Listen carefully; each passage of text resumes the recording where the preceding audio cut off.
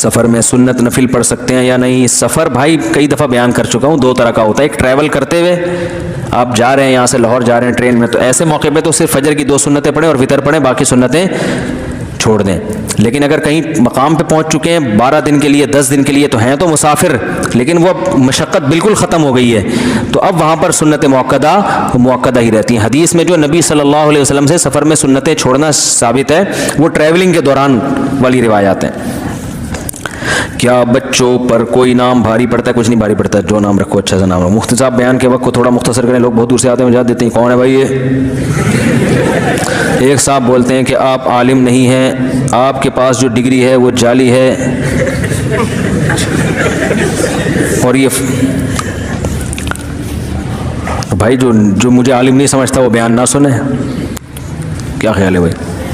بولنے پر تو کوئی بھی کچھ بھی بول سکتا ہے، گورنمنٹ کی طرف سے کوئی پابندی نہیں ہے، کوئی بھی کچھ بھی بول لے. آج کل سردی، انہوں نے جو ایسا الزام لگا رہے ہیں وہ ڈگری دیکھی ہے میری، انہوں نے جعلی ہے یہ اچھی ہے. آج کل سردی کے موسم میں اگر غسل فرض ہو جائے تو گیزر کی سہولت بھی نہیں ہے، تو پھر کیا کریں؟ غسل کریں.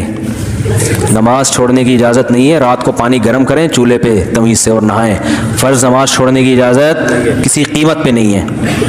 کچھ عرصے بعد میری شادی ہے، میں اگر آپ کو ولیمے میں دعوت دوں تو آپ تشریف لائیں گے؟ نہیں، ٹائم شارٹ ہے بھائی، ٹائم شارٹ چل رہا ہے مارکیٹ میں. اب میں دعوت میں جا کے نا پھر اتنا اپنے آپ کو برا بھلا کہتا ہوں، رات کو دیر سے کھانا، پھر دیر سے نیند، پھر بدعزمی، پھر ساری صبح کی ترتیب.